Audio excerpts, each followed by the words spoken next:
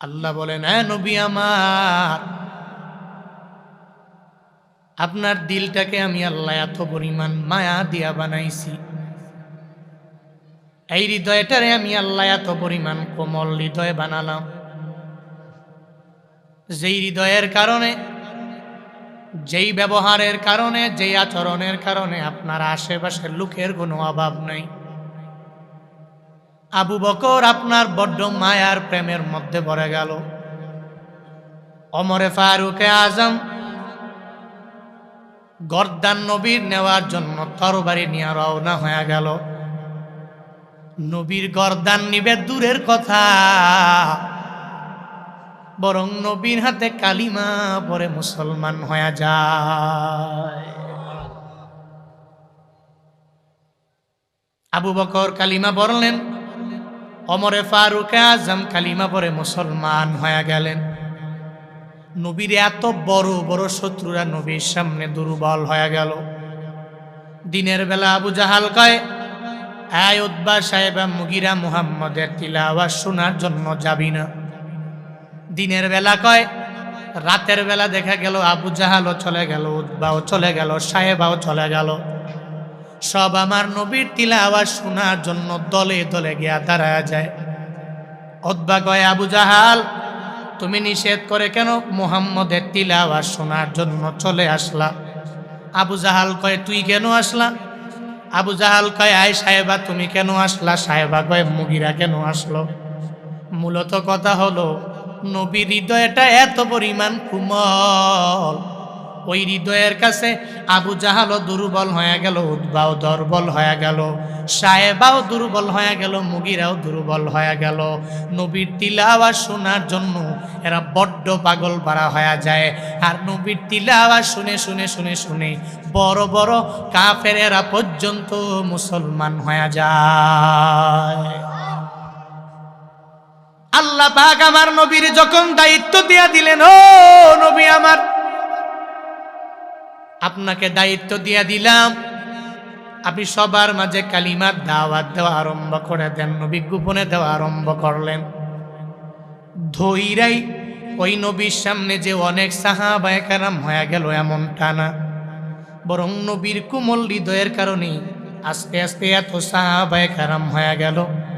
জীবনের শেষ মুহূর্তে বিদায় হজের ভাষণ যখন নবী দিয়া দিলেন, আরাফাতের ময়দানে দাঁড়াইয়া ওই সময় নবীর সামনে একজন সাহাবী, দুইজন ছিল, তিনজন ছিল এমনটা না। ওই সময় নবীর সামনে সাহাবায়ে কেরাম ছিল ১৬ লাখ। কত ছিল? নবীর সামনে ছিল ১৬ লাখ। কেন? নবীর আচরণ বড্ড খারাপ ছিল এজন্য নয়, নবীর হাতে কালেমা পড়ে পড়ে এরা এত পরিমাণ বড় বড় মুসলমান হয়ে গেলেন। কেমনে হলেন? বলেন নবীর আচরণের দ্বারা সম্ভব হয়ে গেল, নবীর কোমল হৃদয়ের দ্বারা সম্ভব হয়ে গেল। এই আশিকে রাসূলেরা, চলার পথে আমার নবীরে যদি ফলোয়ার বানাও, ফলো করো, আর যদি উনার পদাঙ্ক অনুসরণ করে করে বান্দা তুমি চলো, তোমার ব্যবহারও হয়ে যাবে এত পরিমাণ সুন্দর, তুমি কাউরে গালি দিবা না। এই যুবকেরা, একজনে আর একজনের কথায় কথায় তোমরা গালি দিয়া দাও, এত পরিমাণ অন্যায় অপরাধ তোমাদের জবান দ্বারা বান্দা সম্পাদন হয়ে যায়, যেটা নবী করে নাই একটা হাদিসের মধ্যেও বান্দা পাওয়া যাবে না। আবু জাহাল তো পুরা জিন্দেগিতে মিলাইয়া নবীরে কষ্ট কম দেয় নাই, কিন্তু নবী একদিন আবু জাহালরে তার মায়ের নাম তুলে একটা গালি দিয়েছে, এমন কোনো প্রমাণ পৃথিবীর কোনো সেকুলাররা পর্যন্ত দেখাতে পারবে না, এমন কোনো প্রমাণ পৃথিবীর কোনো কাফেরেরা দেখাতে পারবে না, এমন কোনো প্রমাণ পৃথিবীর কোনো বড় বড় নাস্তিকেরা বান্দা দেখাতে পারবে না। আজকে নবীর আশেক হইয়া এক মুসলিমের আর এক মুসলিম গালি দেয়, আছে না না? ও বান্দা, তুমি যদি চলার পথে আমার নবীর আশেক হয়ে যাও, তুমি গালি দিতে পারো না, তোমার হৃদয়টা এত পরিমাণ কোমল হয়ে যাবে, এই হৃদয়ে কোমল হৃদয়ে নিয়ে নিয়ে আগাইয়া যাবা। যেই নবীকে আল্লাহ পাক বলেন, নবী আমি আল্লাহ, আপনার দিলটাকে এত পরিমাণ কোমল বানালাম, যেই কোমল হৃদয়ের কারণে আপনার আশেপাশে লোকের কোনো অভাব নাই।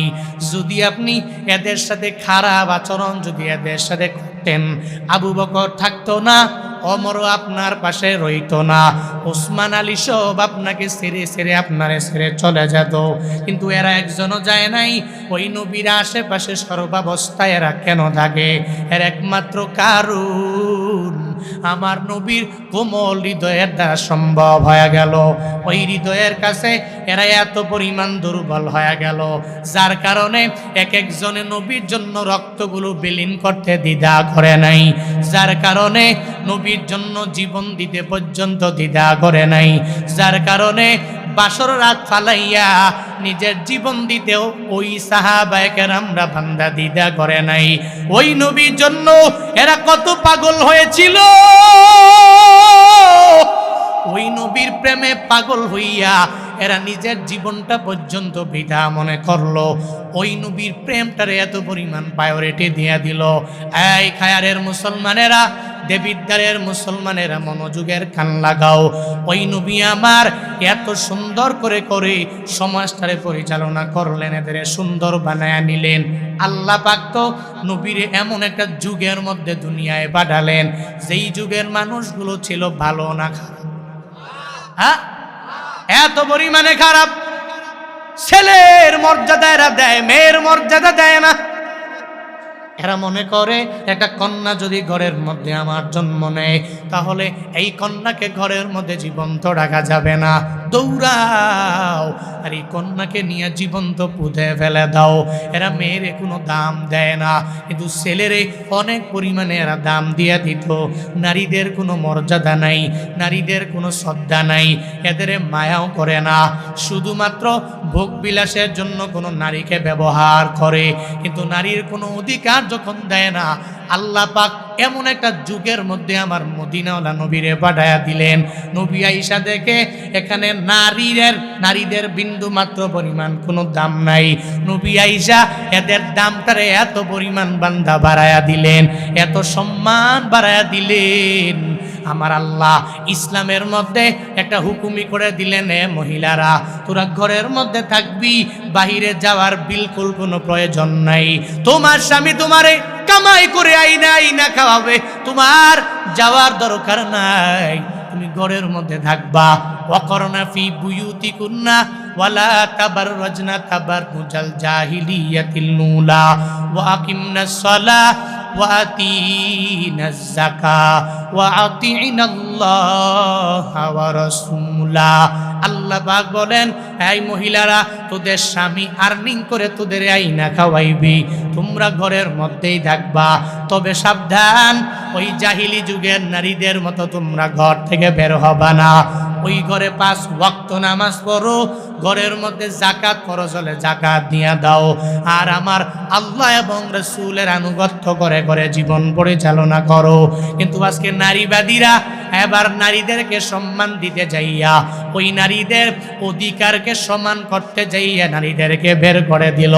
মুসলমানেরা নারীদেরকে ঘরের মধ্যে রাখতে চায়, আর নারীবাদীরা ওই টিএসসির মোড়ে মাঝে মাঝে মাঝে মাঝে দেখবেন পাগল হয়ে যায়, বলে একটা পোলা যদি প্যান্ট পরতে পারে, আমি মাইয়া হইয়া কেন প্যান্ট পরতে পারবো না? একটা ছেলে হইয়া যদি গেঞ্জি পরতে পারে, আমি মাইয়া হইয়া তাহলে কেন গেঞ্জি পরতে পারবো না? ছেলে পুরুষ অধিকার সমান। এটা বলে বলে ওই টিএসসির মোড়ে দেখবেন মাঝে মাঝে মাঝে মাঝে লাফায়। আল্লাহ কয়, তোদের সম্মান দিয়ে আমি আল্লাহ ঘরের মধ্যে রাখলাম, তোর জামাই কামাই করে আইনা আইনা তোরে খাওয়াবে, ঘরের মধ্যে থাকবি। কিন্তু তুই আজাইরা হইয়া এত পরিমাণ বাজাইরা হয়ে গেলা, তোর স্বামীর কামাই ভালো লাগে না। ওই নারীবাদীদের ওই মন্তব্যটা অন্তরের মধ্যে ঢুকাইয়া নিলা। এজন্যই তো মুসলমানেরা নারীদেরকে ঘরের মধ্যে রাইখা নিজেরা কামাই করতে চায়, আর নারীবাদীরা এই মহিলাদেরকে ঘর থেকে বের করে, এদের মাথার মধ্যে ইটের বোঝা উঠায়। ঠিক কিনা? ও নারীরা, আল্লাহ পাক তোমাদেরকে এত পরিমাণ সম্মান দিয়ে দিলেন, তুমি ঘরের মধ্যে থাকবা। আমার নবী সুন্দর করে জানাইয়া দিলেন, নারীরা রে, তোরা ঘরের মধ্যে থাকবা আর 4টা কাজ সম্পূর্ণভাবে পুরা জিন্দেগিতে মিলাইয়া করবা। যদি করতে পারো আমার মাওলা তোমাকে জান্নাতের যে কোনো দরওয়াজা দিয়া মন চায় ওই দরওয়াজা দিয়া জান্নাতে ঢুকাইয়া দিবি। এটা নবীর কথা। কিন্তু এখন তো বলে যে মোহাম্মদ আমার নবী নাকি নারীদেরকে সম্মান দেয় নাই, সেকুলাররা বলে। দেখবেন নাস্তিকেরা মাঝে মাঝে বলে ইসলাম নাকি নারীদেরকে বিন্দু মাত্র পরিমাণ কোনো সম্মান দেয় নাই। অথচ ওরা জানে না ইসলাম যেই পরিমাণ নারীরে সুবিধা দিয়েছে, যত পরিমাণ সম্মান দিয়েছে, পৃথিবীর কোনো ধর্ম এত পরিমাণ সম্মান দেয় না। ইসলাম নারীকে এত সম্মান দিয়া দিল। জাহিলিয়াতের যুগে নবী আয়েশা দেখে ছোট্ট ছোট্ট কন্যাগুলোকে জীবন্ত মাটির মধ্যে পুঁতে ফেলা হয়। দাহিয়াতুল কালবি, আমার নবীর এক সাহাবীর নাম দাহিয়াতুল কালবি। যেই দাহিয়ার রূপ ধরে ধরে জিব্রাইল অনেকবার আমার নবীর দরবারে হাজির হইত।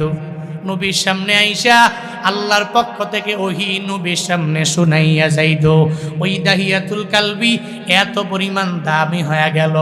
ওই দাহিয়া একদিন জীবন্ত কন্যা সন্তান পুঁতে ফেলার ব্যাপারে মদিনাওয়ালা নবীর সামনে দাঁড়ায়া গেল। নবীর সামনে যাইয়া রহমাতুল্লিল আলামিনের বলতে লাগলো, নবী আমার, আমি দাহিয়াতুল কালবি আপনার হাতে কালিমা পরে পরে মুসলমান হয়ে গেলাম। আল্লাহ পাক আমারে অনেক পরিমাণে দামি বানায়া দিলেন। কিন্তু নবী আমার, আমি দাহিয়া জিন্দেগিতে এত বড় একটা অন্যায় আমি করে ফেলেছি গো নবী, এত বড় অপরাধ করেছি, যেই অপরাধের ব্যাপারে আমার মাওলা ক্ষমা করবে কি করবে না আমি এই ব্যাপারে বলতে পারি না। আমি দাহিয়াতুল কালবি, আমি যখন ব্যবসা বাণিজ্যের জন্য রওনা হয়ে যাইতাম, একবার আমি ব্যবসায় যাওয়ার জন্য যখন রওনা হব, আমার স্ত্রীকে আমি যাইয়া বললাম, এই বিবি, তোমার গর্ভের মধ্যে আমার একটা সন্তান তুমি বড় করতেছো। ওই ঘরের মধ্যে যেই সন্তান আসবে, যদি ছেলে আসে তাহলে তাকে মারবা না, ওই ছেলেটাকে সুন্দর করে করে করে করে বড় বানাবা। আর তোমার গর্ভ থেকে যদি কোনো একটা কন্যা আসে, ওই কন্যাকে দুনিয়ার মধ্যে রাখবা না, দুনিয়াতে আসার সঙ্গে সঙ্গে জীবন্ত মাটির নিচে পুঁতে ফেলাইয়া মেরে ফেলবা। দাহিয়া কালবি নবীরে বলে, নবী, ওই সময় আমি ইসলাম সম্পর্কে আমার বিন্দু মাত্র পরিমাণ কোনো ধারণা নাই। আমি আমার বিবিরে বললাম, বিবি আমার, তুমি বিদায় দাও, আমি রওনা হয়ে যাব। তবে তোমার ঘরের মধ্যে যে যদি ছেলে আসে, ছেলেটা আসলে তুমি আস্তে আস্তে বড় করবা, মেয়ে আসলে বড় করবা না। সঙ্গে সঙ্গে এই মাইয়াটারে পুঁতে ফেলবা, জীবন্ত মাটির নিচে পুঁতে ফেলবা। এটা বলে দাহিয়া যখন ব্যবসার জন্য রওনা হয়ে যায়, ওই কিছুদিন যাওয়ার পরে এবার দাহিয়াতুল কালবির বিবিটা একটা কন্যা সন্তান প্রসব করে। ওই কন্যা সন্তানের চেহারার মধ্যে এত মায়া, এত পরিমাণ মায়া আমার মাওলা ঢেলে দিলেন। একজন মা হইয়া নিজের কন্যাটারে দুনিয়া থেকে বিদায় করে দিবি, এটা তো মা হইয়া মেনে নিতে পারে না। কারণ মায়েরা সন্তানের জন্য কি পরিমাণে দুর্বল। ও বান্দা, তোমার মা কি পরিমাণ কষ্ট তোমার জন্য করেছে, ওই মা এত পরিমাণ কষ্ট করে তোমার জন্য বড্ড দুর্বল হয়ে যায়। এমনকি তোমার জিন্দেগিতে তুমি দুনিয়াতে আসার সময় মা রক্ত ঝরাইলো, তুমি দুনিয়ার চোখ দেখবা, দুনিয়ার আসমান জমিন দেখবা, এই চিন্তা করে কত মায়েরা নিজের জীবনটা পর্যন্ত বিলীন করে দিয়া দিল। কারণ মা গর্ভে নিয়ে যেই পরিমাণ কষ্ট সন্তানের জন্য করে, ওই সন্তানের জন্য পৃথিবীর তার বউ, তার শাশুড়ি, তার শ্বশুর এত পরিমাণ কষ্ট করে না, ঠিক কিনা? করেনি? মা যেরকম করে বউ করে, হ্যাঁ, করে না। কারণ মা গর্ভে নিয়ে যেই পরিমাণ কষ্টগুলো করে, এই কষ্ট পৃথিবীর কেউ করে না, বাবাও করে না। আর যার জন্যই তো নবীজি মায়ের কথা 3 বার বলছেন। কয়বার? বাবার কথা 1 বার, মায়ের কথা 3 বার। কেন? মায়ের কষ্ট কম না বেশি? কম না বেশি? অনেক কষ্ট। দাহিয়াতুল কালবির স্ত্রী মনে মনে চিন্তা করে, আমার স্বামী আমাকে বলছে যদি কন্যা হয় তাহলে জীবন তো পুঁতে ফেলবা, তবে ছেলে হইলে এর সুন্দর করে বড় করবা। কিন্তু কন্যা সন্তানের চেহারার মধ্যে তো মায়া দিয়া দিলেন। সুবহানাল্লাহ পড়ে না? আরো জোরে পড়বেন না? এত মায়া দিয়া দিলেন, মা কয় না, আমি আমার কন্যা সন্তানটাকে জীবন্ত মাটির নিচে পুঁতে ফেলতে পারবো না। এই চিন্তা নিয়ে নিয়া ওই কন্যা সন্তানটাকে ডে বাই ডে বড় করতে লাগলো। যখন কন্যা সন্তানটা বড় হয়ে যায়, কি সুন্দর করে মায়ের মা বলে ডাক দিয়া দেয়, আম্মু বলে বলে ডাক দেয়, খালি মায়া বারে মায়া বারে মায়া বারে। মার মেয়ে যখন আস্তে আস্তে ঘরের মধ্যে কন্যা বড় হতে লাগলো, প্রায় 7 বছর পরে দাহিয়া বলে, নবী আমার, আমি ব্যবসার কাজ শেষ করে আমার ঘরের মধ্যে আমি যখন আসি, আসার পরে আমার স্ত্রী আমারে সুন্দর করে খেদমত করলো, আমাকে সাহায্য করলো, খেদমত করে করে সুন্দর করে করে আমার স্ত্রীটা আমাকে ওই ঘরের মধ্যে আমারে খাবার খাওয়াইলো।